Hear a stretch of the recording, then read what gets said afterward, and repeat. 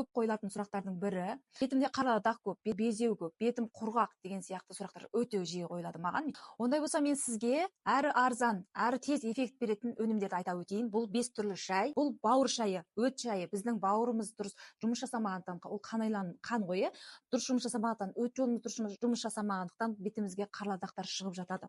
Ал енді бүйрек шайы. Бұл жаңағы бүйрегіміз дұрыс зәр шығармай жатады. Кейде бүйрегімізде ісіп, бетімізге шығып жатады, бетіміз ісіп жатады.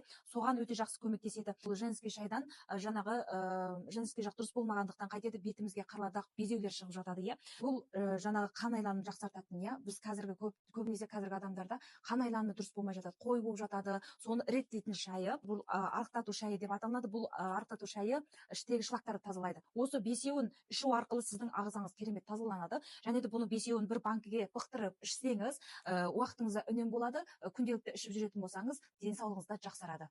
Бағасы да тиімді, аса қымбат емес. Заказ беріңіз.